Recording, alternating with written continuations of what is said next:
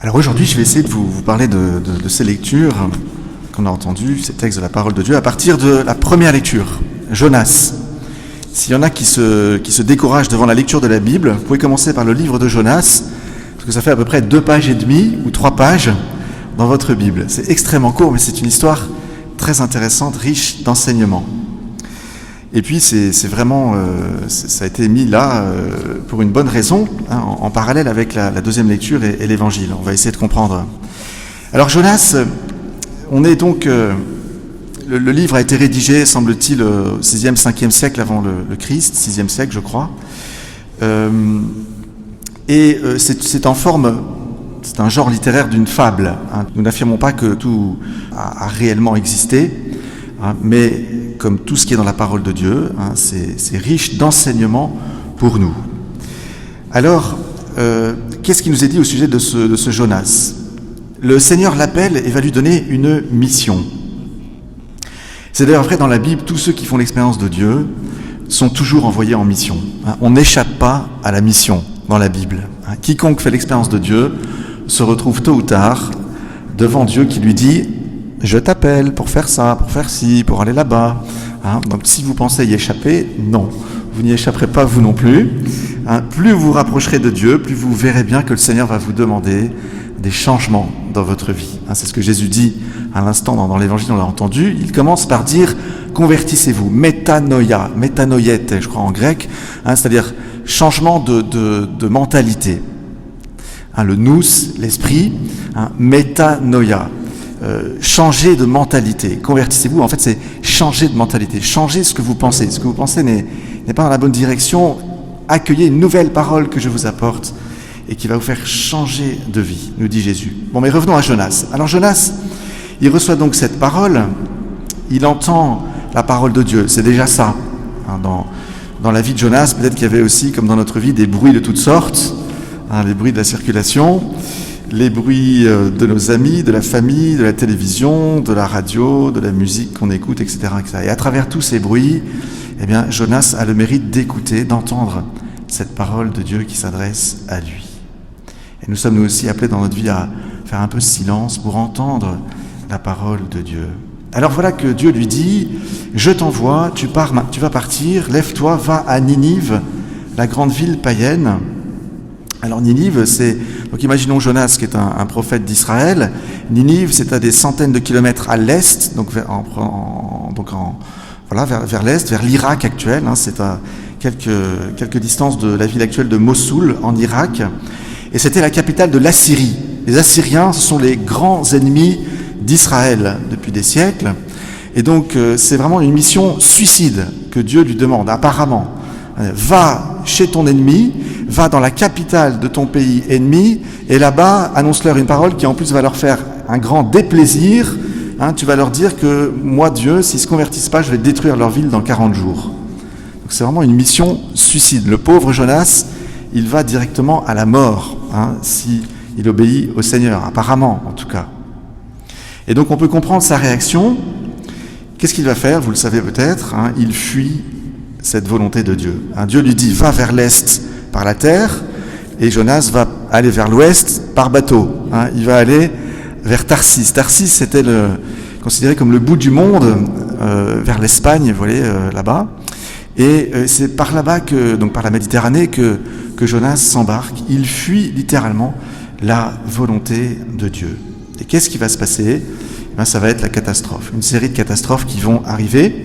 Donc il prend ce bateau, il va y avoir une tempête, les gens dans le bateau vont paniquer avec lui, et Jonas va finir par se confesser, hein, comme vous pouvez le faire, je le rappelle, auprès du Père Vincent maintenant. Il va se confesser, il va dire, écoutez, c'est de ma faute, voilà, j'ai fui la volonté du Seigneur, jetez-moi à la mer. Et donc il va être jeté à la mer, et voilà que Jonas va être englouti par un poisson géant, dans le ventre duquel il va rester 3 jours et 3 nuits. Alors, vous voyez, quand nous fuyons la volonté de Dieu, quand nous ne voulons pas faire ce qu'il nous dit de faire, cela introduit toujours la tempête, d'une manière ou d'une autre, dans notre vie, mais, et c'est là que c'est problématique, dans la vie des autres aussi. Lorsque nous fuyons la volonté de Dieu, alors il y a plusieurs manières de le faire.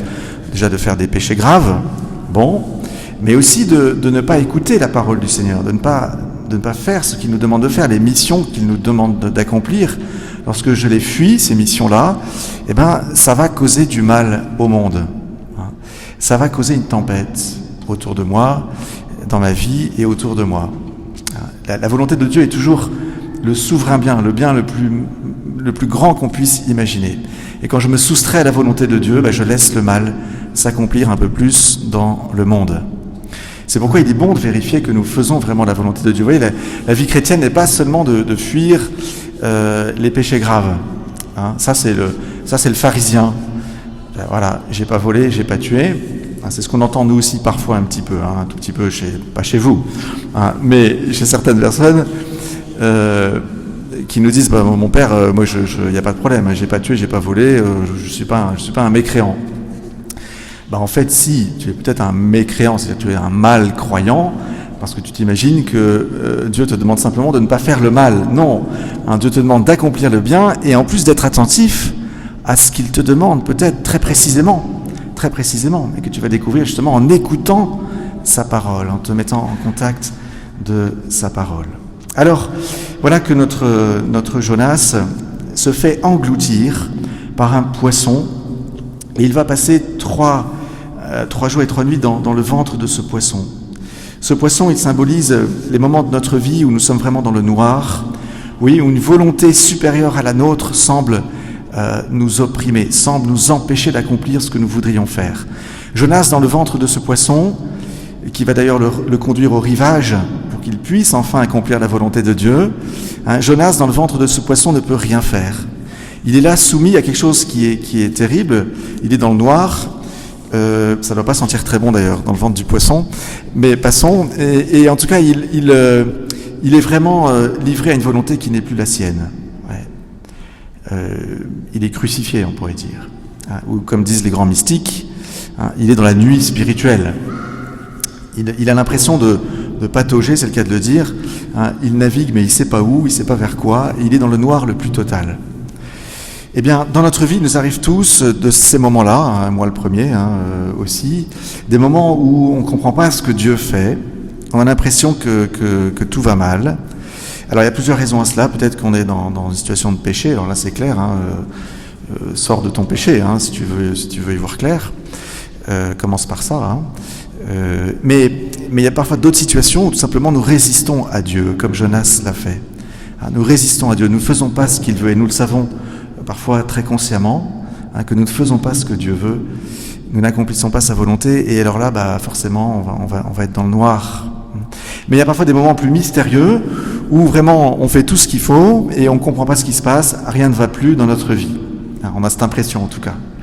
On ne se sent pas bien, on vit une sorte de dépression, un gros spleen. Et bien dans ces moments-là, à quoi sommes-nous appelés ? Si nous sommes dans l'état de grâce, si nous faisons la volonté du Seigneur et que tout semble être dans le noir, eh bien faisons confiance. C'est peut-être à travers cette phase un peu difficile de votre vie, que le Seigneur est en train de vous guider vers quelque chose de mieux, vers quelque chose de plus grand, qui est ce moment où Jonas va être recraché par le poisson sur le rivage, qui va être ce moment où les apôtres, alors qu'ils jettent les filets comme tous les jours, eux qui sont des pêcheurs de poissons, ils entendent cette parole de cet homme qu'ils ne connaissent pas encore et qui leur dit « Viens à ma suite, tu pêches du poisson, je vais te faire pêcher des hommes. Viens à ma suite, lâche ton bateau, lâche ta barque, lâche ton filet, lâche tes parents et viens à ma suite. » Et voilà que comme Jonas est craché sur le rivage pour accomplir la volonté de Dieu, pour aller vers Ninive, les apôtres suivent le Seigneur. Aussitôt, ils suivent le Seigneur. Est-ce que nous voulons bien accepter que le Seigneur nous saisisse pour nous dire « Allez, maintenant, viens, sors de ce ventre nauséabond du poisson et viens maintenant à la lumière, viens à la vraie vie. Suis-moi, accomplis ma volonté. » Voilà, faisons confiance dans le fait que le Seigneur peut-être nous guide à travers cet instant que nous vivons qui est un peu plus ténébreux à nos yeux. Alors c'est vrai aussi pour notre société tout entière, avec cette crise du virus et toutes ses conséquences néfastes, demeurons dans la confiance en Dieu. Le Seigneur est le maître de l'histoire. Il conduit toutes choses vers sa sainte volonté. Mais essayons de décrypter à travers cela à quoi le Seigneur nous appelle. Alors, Jonas va finalement être donc craché sur ce rivage par le poisson, et il avait fait cette belle prière de reconnaissance, vous le verrez dans le livre de Jonas, des profondeurs, j'ai crié vers toi Seigneur, des profondeurs, j'ai crié vers toi Seigneur avec confiance. Vous irez lire cette belle prière de Jonas qui, à travers cette expérience qu'il a vécue. Et donc une fois revenu sur cette terre, il va cette fois accepter d'aller vers Ninive, et la surprise va être de taille puisqu'il va devenir un prophète très très efficace, puisque la ville va se convertir, la ville tout entière va effectivement se convertir, écouter la parole de Dieu, et même vous verrez que Jonas se met même en colère après ça. Il est comme jaloux de la miséricorde de Dieu à l'égard des habitants de Ninive. Alors cette ville de Ninive, qui est immense, nous dit l'Écriture sainte, il fallait 3 jours pour la traverser, et de fait les archéologues nous disent que c'est une ville assez étendue pour l'époque. Et en tout cas, donc cette ville, elle représente aujourd'hui notre société qui est païenne. On est très peu nombreux dans cette église. Les pratiquants en France sont peut-être 1, 2 ou 3%. 1% à Marseille, je crois. C'est rikiki, c'est rien du tout devant les 99% des habitants de Marseille qui viennent pas à la messe et qui en tout cas aussi n'ont peut-être pas entendu parler de Jésus. Et donc cette Ninive qui nous paraît immense, le Seigneur nous dit vas-y quand même, je t'y envoie. Ah mais Seigneur, je vais périr, ils sont tous païens, ils vont se moquer de moi, ça va pas marcher, qui suis-je? Vas-y, je t'envoie, fais-moi confiance. Pars en mission, va, la mission repose sur moi, nous dit le Seigneur. Évangélise, annonce, je ferai le travail, je te guide. En plus, tu n'es pas tout seul, il y a ton église, il y a ta paroisse, il y a les activités qu'elle te propose, tout ça, c'est aussi des moyens d'être en mission. Lance-toi, fais le premier pas. Hier matin, j'ai eu la joie de participer dans cette semaine de prière pour l'unité des chrétiens. J'ai participé à un forum écuménique hier sur la mission. Notre archevêque nous a fait la joie d'y participer. Et nous avons entendu plusieurs témoignages, notamment le témoignage d'un homme qui évangélise beaucoup sur Internet et qui a dit commencez par faire les petits pas possibles. La mission paraît immense. Commencez par faire le petit pas possible, le plus petit pas possible que vous pourriez faire, que ce soit sur Internet ou avec votre voisin, à travers une activité ou un autre, en offrant un évangile à quelqu'un, etc., etc., etc. Le plus petit pas, mais allons-y. La mission est immense, mais nous sommes là, c'est-à-dire que Dieu a été capable de nous appeler, nous, ça veut dire qu'il est capable de le faire pour d'autres aussi. Acceptons cette mission, acceptons cette parole qui n'est pas la nôtre, qui est une parole d'une puissance infinie, qui est la parole de Dieu, la puissance de Dieu même. Lorsqu'il disait à ses apôtres venez à ma suite, vous les 12, et je vous envoie dans le monde entier, c'était tout aussi fou, c'était complètement dingue d'annoncer que cet homme-là était vivant. C'était une mission complètement folle. Ils ont réussi, puisqu'aujourd'hui nous sommes quelques 2 milliards de chrétiens, je crois, dans le monde. Donc ils ont un peu réussi quand même, avec la grâce de Dieu. Donc ce qui est vrai pour eux est vrai aussi pour nous. Alors je vais m'arrêter ici, mais voilà, accueillons. D'abord, essayons de voir si nous sommes attentifs à écouter la voix du Seigneur. Jonas l'a entendu.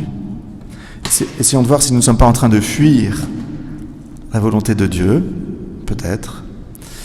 Et puis faisons confiance, mettons-nous en marche pour annoncer son nom, même si la mission paraît immense. C'est le Seigneur qui nous fera ensemble porter du fruit. Amen.